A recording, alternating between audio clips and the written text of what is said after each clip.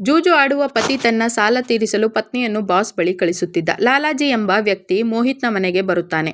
ನೀನು ನನ್ನಿಂದ ತುಂಬ ಸಾಲ ಕೂಡ ಮಾಡಿದ್ದೀಯ, ಜೊತೆಗೆ 3 ತಿಂಗಳಿಂದ ಮನೆ ಬಾಡಿಗೆ ಕೂಡ ಕೊಟ್ಟಿಲ್ಲ, ಫೇಕ್ ಚೆಕ್ಕನ್ನು ಕೂಡ ಕೊಟ್ಟು ಬೌನ್ಸ್ ಮಾಡಿಸಿದ್ದೀಯ. ಇಂದು ನಿನ್ನನ್ನು ನಾನು ಬಿಡುವುದಿಲ್ಲ, ನನ್ನ ಹಣ ವಸೂಲಿ ಮಾಡಿಕೊಂಡೇ ಹೋಗುತ್ತೇನೆ ಎಂದು ಹೆದರಿಸುತ್ತಾನೆ. ಆಗ ಮೋಹಿತ್ಗೆ ತಲೆಕೆಟ್ಟು ಹೋಗುತ್ತದೆ. ಅವನು ತನ್ನ ಪತ್ನಿ ಕೋಕಿಲನ ಕರೆಯುತ್ತಾನೆ. ಆಕೆ ಆಗ ತಾನೇ ಸ್ನಾನ ಮುಗಿಸಿರುತ್ತಾಳೆ.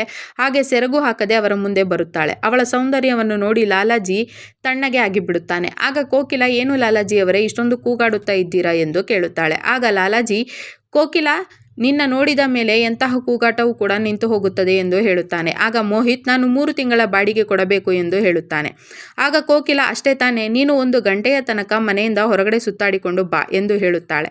ಆಗ ಲಾಲಾಜಿ, ನೀನು ಒಳ್ಳೆಯ ಕಂಪನಿಯಲ್ಲಿ ಕೆಲಸಕ್ಕೆ ಇದ್ದು ಒಳ್ಳೆ ಸಂಪಾದನೆ ಮಾಡುತ್ತೀಯ, ಆದರೆ ನೀನು ಜೂಜಾಡುವುದರಿಂದ ಇಷ್ಟೊಂದು ಸಾಲ ಮಾಡಿದ್ದೀಯ. ಈಗ ನೀನು 1 ಗಂಟೆ ಅಲ್ಲ 2 ಗಂಟೆ ಹೊರಗಡೆ ಸುತ್ತಾಡಿಕೊಂಡು ಬಾ, ನಾನು ಅಲ್ಲಿ ತನಕ ನನ್ನ ಪೂರ್ತಿ ಲೆಕ್ಕಾಚಾರ ಮುಗಿಸಬೇಕು ಎಂದು ಬೈಯುತ್ತಾನೆ. ಆಗ ಬೇರೆ ವಿಧಿ ಇಲ್ಲದೆ ಮೋಹಿತ್ ಅಲ್ಲಿಂದ ಹೋಗುತ್ತಾನೆ. ನಂತರ ಲಾಲಾಜಿ ಹಾಗೂ ಕೋಕಿಲ ಬೆಡ್ರೂಮ್ಗೆ ಹೋಗುತ್ತಾರೆ. ಆಗ ಲಾಲಾಜಿ, ನೀನು ನನ್ನವಳಾದರೆ ನನ್ನ ಆಸ್ತಿಯೇ ನಿನಗೆ ಬರೆದುಕೊಡುತ್ತೇನೆ ಎಂದು ಹೇಳಿ ಇಬ್ಬರು ರೊಮ್ಯಾನ್ಸ್ ಶುರು ಹಚ್ಚಿಕೊಳ್ಳುತ್ತಾರೆ. ನಂತರ ಸ್ವರ್ಗ ಸುಖ ಕಾಣುತ್ತಾರೆ. ಈಗ ಕತೆ ಫ್ಲಾಶ್ ಬ್ಯಾಕ್ಗೆ ಹೋಗುತ್ತದೆ. ಹೀಗೆ ಒಂದು ದಿನ ಮೋಹಿತ್ ಕಂಪನಿಯ ಯಜಮಾನ ರಾಜೇಶ್ ಬರುತ್ತಾನೆ. ಅವನು ಕೋಪದಲ್ಲಿ ಇರುತ್ತಾನೆ. ನಾನು ಬ್ಯಾಂಕ್ಗೆ ಕಟ್ಟಲು 20 ಲಕ್ಷ ಕೊಟ್ಟಿದ್ದೆ, ಅದನ್ನು ಏನು ಮಾಡಿದೆ ಎಂದು ಕೇಳುತ್ತಾನೆ. ಆಗ ಮೋಹಿತ್, ನನ್ನನ್ನು ಕ್ಷಮಿಸಿ ಬಿಡಿ ಸರ್, ನಾನು ಹಣವನ್ನು ಡಬಲ್ ಮಾಡಲು ಜೂಜಾಡಿದೆ, ಆದರೆ ಎಲ್ಲವನ್ನೂ ಕಳೆದುಕೊಂಡು ಬಿಟ್ಟೆ. ನಾನು ನಿಮ್ಮ ಸಾಲವನ್ನು ತೀರಿಸುತ್ತೇನೆ ಎಂದು ಕೈಕಾಲು ಹಿಡಿದು ಬೇಡಿಕೊಳ್ಳುತ್ತಾನೆ. ಆಗ ರಾಜೇಶ್, ನೀನು ಅದನ್ನು ತೀರಿಸಲು 5-10 ವರ್ಷ ಬೇಕಾಗುತ್ತದೆ. ನಿನ್ನಂತಹ ಬೇಜವಾಬ್ದಾರಿ ಮನುಷ್ಯನನ್ನು ನಾನು ನೋಡಿಲ್ಲ. ಮೋಸಗಾರ ನೀನು ನನ್ನ ಮಾತು ಕೇಳಿಲ್ಲ ಅನಿಸುತ್ತದೆ ಎಂದು ಪೊಲೀಸ್ ಸ್ಟೇಷನ್ಗೆ ನಡಿ ಎಂದು ಮೋಹಿತ್ನನ್ನು ಎಳೆಯುವಾಗ ಅಲ್ಲಿಗೆ ಕೋಕಿಲ ಬರುತ್ತಾಳೆ. ಯಾರು ನೀವು ಎಂದು ಕೇಳುತ್ತಾಳೆ. ಆಗ ಅವಳನ್ನು ನೋಡಿ ರಾಜೇಶ್ ನೆನೆಸಿಕೊಳ್ಳುತ್ತಾನೆ. ಅವನು ಒಂದು ದಿನ ಮಹಡಿ ಮೇಲೆ ನಿಂತು ಫೋನಿನಲ್ಲಿ ಮಾತನಾಡುವಾಗ ಕೋಕಿಲ ಹಣ್ಣುಗಳನ್ನು ತರುತ್ತಾ ಇರುತ್ತಾಳೆ. ಆಕೆ ಎಲ್ಲವನ್ನು ಬೀಳಿಸಿಕೊಂಡು ತನ್ನ ಸೆರಗನ್ನು ಕೂಡ ಜಾರಿಸಿಕೊಂಡು ಎಲ್ಲವನ್ನು ಆಯ್ದುಕೊಳ್ಳುತ್ತಾ ಇರುತ್ತಾಳೆ. ಆಗ ಅವಳ ಸೌಂದರ್ಯವನ್ನು ನೋಡಿದ ರಾಜೇಶ್, ಆಹಾ, ಇಂತಹ ಪತ್ನಿಯನ್ನು ಪಡೆದ ಗಂಡನೇ ಧನ್ಯ, ನನಗೂ ಇಂತಹ ಪತ್ನಿ ಸಿಕ್ಕಿದ್ದರೆ ಹೇಗಿರುತ್ತಿತ್ತು ಎಂದು ಅಂದುಕೊಳ್ಳುತ್ತಾನೆ. ನಂತರ ಮೋಹಿತ್ ಎಲ್ಲವನ್ನು ಹೇಳಿದ ಮೇಲೆ ಕೋಕಿಲ, ನನ್ನನ್ನು ಕ್ಷಮಿಸಿ ಬಿಡಿ, ನಾವು ಸಾಲ ತೀರಿಸುತ್ತೇವೆ ಎಂದು ಹೇಳುತ್ತಾಳೆ.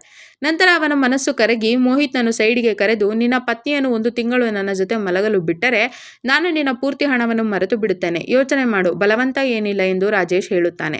ಆಗ ಮೋಹಿತ್ ಕೋಕಿಲಾಳನ್ನು ತನ್ನ ರೂಮಿಗೆ ಕರೆದುಕೊಂಡು ಹೋಗುತ್ತಾನೆ. ಬಾಸ್ ಕೇಳಿರುವ ಡಿಮ್ಯಾಂಡನ್ನು ಅವಳ ಮುಂದೆ ಹೇಳುತ್ತಾನೆ. ಆಗ ಕಣ್ಣೀರು ಹಾಕಿದ ಕೋಕಿಲ, ಇದೆಂತಹ ಅಗ್ನಿ ಪರೀಕ್ಷೆ, ನಾನು ಈ ಕೆಲಸ ಮಾಡಲಾರೆ ಎಂದು ಹೇಳುತ್ತಾಳೆ. ಆಗ ಮೋಹಿತ್, ಹಾಗಾದರೆ ನಾನು ಜೈಲಿಗೆ ಹೋಗಬೇಕಾಗುತ್ತದೆ ಎಂದು ಹೇಳುತ್ತಾನೆ. ಆಗ ಕೋಕಿಲ, ಬೇರೆ ಯಾವುದೂ ದಾರಿ ಇಲ್ಲವೇ ಎಂದು ಕೇಳುತ್ತಾಳೆ. ಆಗ ಮೋಹಿತ್, ಬೇರೆ ದಾರಿ ಏನೂ ಇಲ್ಲ, ಬರೀ 1 ತಿಂಗಳು ನೀನು ಅಡ್ಜಸ್ಟ್ ಮಾಡಿಕೊಂಡರೆ ನಾವು ಈ ಮನೆಯನ್ನು ಮಾರಿ ಊರು ಬಿಟ್ಟು ಹೋಗೋಣ, ಯಾರಿಗೂ ಗೊತ್ತಾಗುವುದಿಲ್ಲ ಎಂದು ಹೇಳಿದಾಗ ಬೇರೆ ವಿಧಿ ಇಲ್ಲದೆ ಕೋಕಿಲ ಒಪ್ಪಿಕೊಳ್ಳುತ್ತಾಳೆ. ನಂತರ ಹೊರಗೆ ಬಂದ ಮೋಹಿತ್ ತನ್ನ ಬಾಸ್ ಅನ್ನು, ನೀವೀಗ ರೂಮಿನ ಒಳಗೆ ಹೋಗಿ, ಆಕೆ ತಕರಾರು ಮಾಡುವುದಿಲ್ಲ ಎಂದು ಹೇಳುತ್ತಾನೆ. ಒಳಗೆ ಬಂದ ರಾಜೇಶ್ ಕೋಕಿಲ ಒಡನೆ ಸರಸವಾಡಲು ಶುರು ಮಾಡುತ್ತಾನೆ. ನಂತರ ಆಕೆಯ ಜೊತೆ ಮಂಚದಾಟ ಆಡುತ್ತಾನೆ. ಹೀಗೆ ಮತ್ತೊಂದು ದಿನ ಇನ್ನೊಬ್ಬ ಗೆಳೆಯ ಕುಮಾರ್ ಕೂಡ ಬಂದು ಮೋಹಿತ್ ಜೊತೆ 5 ಲಕ್ಷ ಸಾಲ ವಾಪಸ್ ಕೊಡಬೇಕು ಎಂದು ಜಗಳ ಆಡುತ್ತಾನೆ. ಆಗ ಧೈರ್ಯವಾಗಿ ಕೋಕಿಲ ಬಂದು, ಅವನು ಏನೇ ಆದರೂ ಹಣ ನಿಮಗೆ ತೀರಿಸಲು ಸಾಧ್ಯವಿಲ್ಲ, ಸುಮ್ಮನೆ ನನ್ನ ಜೊತೆ ಬನ್ನಿ ಎಂದು ಅವನನ್ನು ಧೈರ್ಯವಾಗಿ ತನ್ನ ಬೆಡ್ರೂಮ್ಗೆ ಎಳೆದುಕೊಂಡು ಹೋಗಿ ಅವನಿಗೆ ಕೂಡ ರೊಮ್ಯಾನ್ಸ್ ಮಾಡಿ ಸ್ವರ್ಗ ಸುಖ ತೋರಿಸುತ್ತಾಳೆ. ಹೀಗೆ ಒಂದು ದಿನ ಜೂಜಿನಲ್ಲಿ 40 ಲಕ್ಷ ಗೆದ್ದುಕೊಂಡು ಬಂದ ಮೋಹಿತ್ ತನ್ನ ಪತ್ನಿ ಕೋಕಿಲಾಗೆ ಹಣವನ್ನು ತೋರಿಸುತ್ತಾನೆ. ಇವತ್ತೇ ಲಾಲಾಜಿ ಮತ್ತು ನಮ್ಮ ಬಾಸ್ ರಾಜೇಶ್ ಅನ್ನು ಕರೆಸಿ ಅವರಿಗೆ ಪೂರ್ತಿ ಹಣ ವಾಪಸ್ ಕೊಟ್ಟು ಬಿಡುತ್ತೇನೆ, ಆಗ ನಾವಿಬ್ಬರು ಈ ಊರು ಬಿಟ್ಟೇ ಹೋಗೋಣ ಎಂದು ಹೇಳುತ್ತಾನೆ. ಆಗ ಕೋಕಿಲ ಶಾಕ್ ಆಗಿ ನಿಲ್ಲುತ್ತಾಳೆ. ನಂತರ ನನಗೂ ಕೂಡ ಖುಷಿಯಾಯಿತು ಎಂದು ಹೇಳುತ್ತಾಳೆ. ನಂತರ ಹಣವನ್ನು ರೂಮಿನಲ್ಲಿ ಇಡುತ್ತಾನೆ ಎಂದು ಹೋಗುತ್ತಾನೆ. ಸ್ವಲ್ಪ ಹೊತ್ತಿನ ನಂತರ ರಾಜೇಶ್ ಹಾಗೂ ಲಾಲಾಜಿ ಇಬ್ಬರನ್ನು ಮನೆಗೆ ಕರೆಸುತ್ತಾನೆ. ನಿಮಗೆ ಹಣ ಹಿಂದಿರುಗಿಸುವ ವ್ಯವಸ್ಥೆಯನ್ನು ಮಾಡಿದ್ದೇನೆ, ಅದಕ್ಕೂ ಮುಂಚೆ ಒಂದು ಸಣ್ಣ ಪಾರ್ಟಿ ಮಾಡೋಣ ಎಂದು ಅವರಿಬ್ಬರಿಗೂ ಎಣ್ಣೆ ಕೊಡಿಸುತ್ತಾನೆ. ಅದೇ ಸಮಯಕ್ಕೆ ಕೋಕಿಲ ಬಂದಾಗ ಅವರಿಬ್ಬರು ಮಾತನಾಡಿಸುತ್ತಾರೆ. ನಂತರ ಡ್ರಿಂಕ್ಸ್ ಮಾಡುತ್ತಾ ಇದ್ದಂತೆ ಲಾಲಾಜಿ ಹಾಗೂ ರಾಜೇಶ್ ಅಲ್ಲೇ ಸತ್ತು ಬೀಳುತ್ತಾರೆ. ಆಗ ಮೋಹಿತ್ ಕೂಡ ಶಾಕ್ ಆಗುತ್ತಾನೆ. ಆಗ ಕೋಕಿಲ ಕೂಡ ಗಾಬರಿಯಾಗಿ ಈಗಲೇ ಪೊಲೀಸರನ್ನು ಕರೆಸಿ ಎಂದು ಹೇಳುತ್ತಾಳೆ. ಆಗ ಪೊಲೀಸರು ಬಂದು ಪ್ರಶ್ನೆ ಕೇಳಿದಾಗ ಇವರಿಗೆ ಎಣ್ಣೆ ಕುಡಿಸಿದರೂ ಅಷ್ಟರಲ್ಲಿ ಇವರ ಪ್ರಾಣ ಹೋಗಿದೆ ಎಂದು ಹೇಳುತ್ತಾಳೆ. ಆಗ ಮೋಹಿತ್, ಸರ್, ನಾನು ಹಣವನ್ನು ಹಿಂದಿರುಗಿಸಲು ಇವರನ್ನು ಕರೆಸಿದ್ದೆ, ಈಗಲೇ ನಾನು ಹಣವನ್ನು ತೋರಿಸುತ್ತೇನೆ ಎಂದು ಬ್ಯಾಗ್ನ ತೆಗೆದುಕೊಂಡು ಬರುತ್ತಾನೆ. ಅಲ್ಲಿ ನೋಡಿದರೆ ಹಣ ಇರುವುದಿಲ್ಲ. ಇಲ್ಲಿದ್ದ ಹಣ ಎಲ್ಲಿ ಎಂದು ಕೋಕಿಲಾಳನ್ನು ಕೇಳುತ್ತಾನೆ. ಆಗ ಕೋಕಿಲ ಕೂಡ ನನಗೆ ಗೊತ್ತಿಲ್ಲ ಎಂದು ಹೇಳುತ್ತಾಳೆ. ಅದೇ ಸಮಯಕ್ಕೆ ಕುಮಾರ್ ಕೂಡ ಅಲ್ಲಿಗೆ ಬಂದು, ಇವನೊಬ್ಬ ದೊಡ್ಡ ಸಾಲಗಾರ ಹಾಗೂ ಜೂಜುಕೋರ ಸರ್ ಎಂದು ಹೇಳುತ್ತಾನೆ. ಆಗ ಪೊಲೀಸರು ಇದರ ತೀರ್ಮಾನ ಕೋರ್ಟಿನಲ್ಲಿ ಆಗುತ್ತದೆ ಎಂದು ಹೇಳಿ ಮೋಹಿತ್ನನ್ನು ಅರೆಸ್ಟ್ ಮಾಡಿಕೊಂಡು ಹೋಗುತ್ತಾರೆ. ಸ್ವಲ್ಪ ಹೊತ್ತಿನ ನಂತರ ಕುಮಾರ್ ಕೋಕಿಲ ಬಳಿ ಬರುತ್ತಾನೆ. ನೀನೇ ಎಣ್ಣೆಯಲ್ಲಿ ವಿಷವನ್ನು ಬೆರೆಸಿ ಅವರಿಬ್ಬರನ್ನು ಮುಗಿಸಿ ನಿನ್ನ ಗಂಡನ ಮೇಲೆ ಹಾಕಿಬಿಟ್ಟೆಯಲ್ಲ ಎಂದು ಹೇಳುತ್ತಾನೆ. ಆಗ ಕೋಕಿಲ, ಮೋಹಿತ್ ಬದಲಾಗುವುದಿಲ್ಲ, ಇಂದು ಗೆದ್ದಿರುವ ಹಣವನ್ನೆಲ್ಲ ಮತ್ತೆ ಕಳೆದು ಮತ್ತೊಂದು ದಿನ ನನ್ನನ್ನು ದಂಧೆಗೆ ಇಳಿಸುತ್ತಾನೆ. ಅದಕ್ಕಾಗಿ ಇವನ ಜೊತೆ ನನಗೆ ಬಾಳುವುದಕ್ಕೆ ಇಷ್ಟವಿರುವುದಿಲ್ಲ.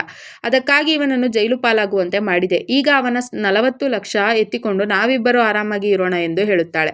ಕುಮಾರ್ ಜೊತೆ ಆಕೆಗೆ ಅಫೈರ್ ಮಾಡಿದಾಗಿನಿಂದ ಅವನ ಜೊತೆ ಬಾಳಬೇಕು ಅಂತ ಡಿಸೈಡ್ ಆಗಿರುತ್ತಾಳೆ. ಆಗ ಅವರಿಬ್ಬರು ಖುಷಿಯಿಂದ ಎಣ್ಣೆ ಹೊಡೆಯುತ್ತಾರೆ. ಕತೆ ಇಲ್ಲಿಗೆ ಮುಗಿಯುತ್ತದೆ.